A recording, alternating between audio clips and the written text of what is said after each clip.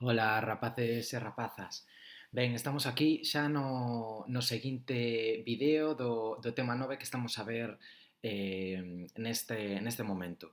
Se lembrades, é un tema introductorio no que estamos a analizar un pouco e ver que é realmente eso de idade moderna e por que neste momento finaliza unha etapa, os historiadores decidiron que se acababa unha etapa, a Idade Media, e se iniciaba unha nova, coñecida como a Idade Moderna. No punto que imos tratar hoxe, imos ver aspectos xerais relacionados coa idade moderna e tamén entenderemos un pouco eses cambios que houve no ámbito social, no ámbito político e tamén no ámbito económico e nos axudarán un pouco a entender por que se produciu ese cambio. Se lembrades, a Idade Moderna é unha etapa que corresponde cos séculos XVI, XVII e XVIII.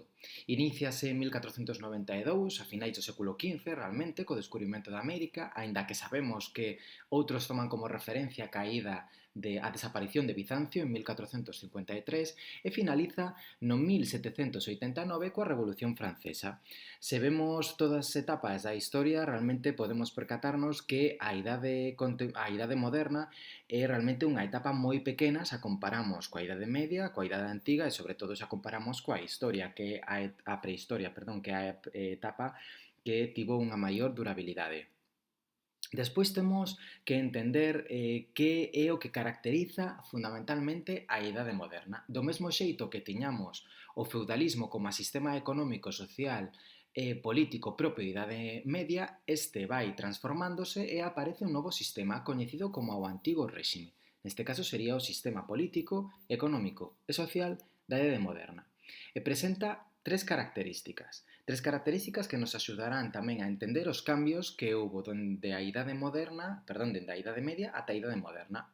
Houbo cambios na política, as monarquías acumularon gran poder e pasaron a converterse en monarquías autoritarias para despois ser monarquías absolutistas. Veremos un pouco en que consistiu este cambio. A sociedade seguía a ser realmente unha sociedade estamental, a súa estrutura non cambiou, pero sí que é certo que houve un grupo social que creceu en número e ademais creceu en importancia económica, que foi a burguesía. E por outro lado, temos cambios económicos. A idade moderna é entendida como unha etapa de transición, de cambio, de paso dunha economía feudal a unha economía capitalista, que é a que temos a día de hoxe. Dende o punto de vista dos cambios económicos, vemos como a actividade que presentou un maior número de cambios foi o comercio. A partir de agora veremos un pouco que cambios houbo no ámbito económico, no ámbito social e tamén no ámbito político. Comezaremos, polo tanto, en primeiro lugar, polos cambios económicos.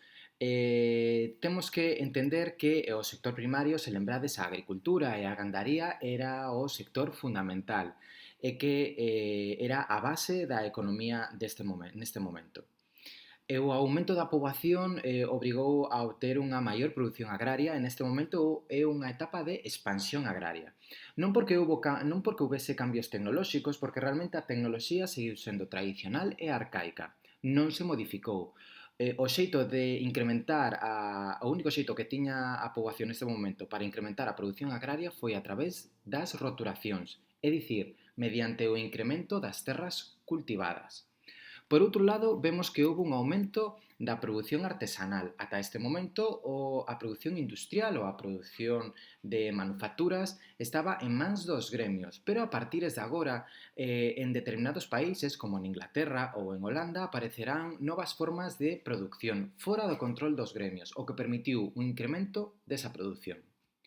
Tamén houbo un cambio comercial, foi quizáis a actividade económica onde houbo un maior cambio económico. Reactivárose diferentes rutas que ían cara a Asia, sobre todo cara ao lonxano Oriente e cara a China, fundamentalmente, e tamén cara ao Próximo Oriente. E tamén se crearon novas rutas que ían directamente cara a África, dende onde se obtiña fundamentalmente ouro e man de obra escrava. Por outro lado, tamén houbo un maior desenvolvemento do capitalismo financiero que facilitou os intercambios comerciais. Se recordades, o capitalismo financiero son todas aquelas actividades económicas que traballan con diñeiro para xerar máis diñeiro. Unha das innovacións que aparecen neste momento foi a letra de cambio. Para iso temos que entender algo. A moeda, o diñeiro, tiña un valor intrínseco. Que quere dicir isto? Que as moedas valían o seu peso en ouro ou o seu peso, por exemplo, en prata. Tiñan valor propio, non como as moedas e o papel moeda, os billetes que temos a día de hoxe. A día de hoxe temos un billete de 50 euros e ese papeliño en sí non vale 50 euros. Nos lle damos ese valor de 50 euros porque o banco asegura que ese cacho de papel vale iso. Neste momento era moi inseguro para os comerciantes trasladarse cunha gran cantidad de diñeiro de feira en feira, é dicir, de lugar de intercambio comercial a outro lugar diferente. Era moi inseguro e podían perder ese diñeiro. É por iso que aparecen novos métodos de pago, como por exemplo a letra de cambio. A letra de cambio é un documento que se obtiña nun banco no que depositabas unha cantidade de diñeiro. O valor dese diñeiro quedaba reflexado na letra de cambio, que era máis manexable e seguro á hora de transportar, facilitando así os intercambios comerciais entre diferentes puntos de Europa e entre diferentes puntos do mundo no momento. Tamén houbo transformacións demográficas e sociais. Por exemplo, dende o século XV ao século XVI houbo un gran crecemento da poboación. Como vedes, a poboación europea, tras a gran peste de finais da Idade Media, pasou de sobre 55 millóns de habitantes, superando os 100 millóns de habitantes a comezos do século XVII. Sí que é certo que a mortalidade xeral, a taxa de mortalidade era moi alta, a mortalidade infantil era moi alta e seguiu habendo epidemias, sobre todo epidemias de peste que acababa coa vida da xente. O que pasa é que o aumento da produción agraria permitiu unha mellora da alimentación e, polo tanto, un aumento da poboación. Dende un punto de vista social, houbo cambios, sí que é certo, pero tamén é certo que a estrutura social seguiu a ser a mesma, é dicir, unha estrutura social xerarquizada onde hai unha poboación privilexada fronte a unha poboación non privilexada. Pero que cambios sociais houbo neste momento? Bueno, a nobreza e o clero seguiron sendo esa poboación privilexada que tiña dereitos, que non pagaba impostos, era unha minoría, pero sí que é certo que foron perdendo cada vez máis poder político en favor das monarquías. Polo que respecta ao estamento non privilexado, era o grupo máis numeroso e carecía de privilexios. A burguesía cada vez acadou unha maior importancia, sobre todo porque foron as protagonistas de ese crecemento comercial e desa aparición de novos bancos que permitiron a utilización de novos métodos de pago. Os artesáns e pequenos comerciantes era a poboación maioritaria dentro das cidades e, por outro lado, os campesiños, que eran a maior parte da poboación total que había en Europa, na Europa occidental, experimentaron un cambio importante e que gran parte dos servos que se lembrade estaban fixos nos feudos acadaron a liberdade de tal xito que podían moverse libremente. Isto non implica que houvese unha mellora nas súas condicións de vida, nin que se converteran en campesiños propietarios, non, pero sí que é certo que acadaron a súa liberdade. Unha vez vistos os cambios sociais e os cambios económicos, tamén temos que entender os cambios políticos. E, efectivamente, tamén houbo cambios políticos, de tal xeito que se pasaron dunhas monarquías feudais, onde os reis e raíñas eran débiles, a monarquías autoritarias, onde os reis e as raíñas foron capaces de acumular poder. E como acumularon poder?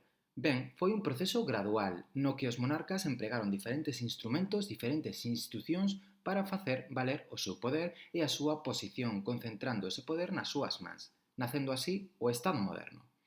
E por iso que imos ver diferentes cambios que permitiron esta nova cota de poder por parte dos monarcas. En primeiro lugar, os monarcas foron unificando cada vez máis o territorio nacional. Que quere dicir isto? Ben, fixadevos neste mapa. Este era a Francia de comezos do século XI. Este cor que vedes aquí en un azul turquesa é o territorio que controlaba o rei de Francia, coñecido como a Illa de Francia. Se lembrades, cando falábamos do feudalismo, os reis tiveron que ir cedendo os diferentes territorios do seu reino en forma de feudo para os seus nobres, para que estes os defenderan. De tal xeito que os reis foron perdendo cada vez máis control e, polo tanto, poder do seu reino. Sen embargo, a medida que foi avanzando a Idade Media, os reis foron recuperando gran parte dese territorio e acadando esta unificación do territorio nacional.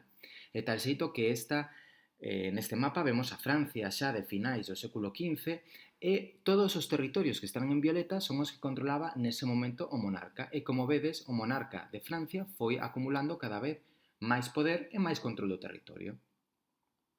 Se os reis e raíñas foron controlando cada vez máis territorio, reinos máis grandes, polo tanto foi necesaria unha maior administración para poder xestionalo e por iso que nese momento crearon unha burocracia, é dicir, unha administración integrada fundamentalmente por burgueses que lles axudaban a xestionar todo o territorio.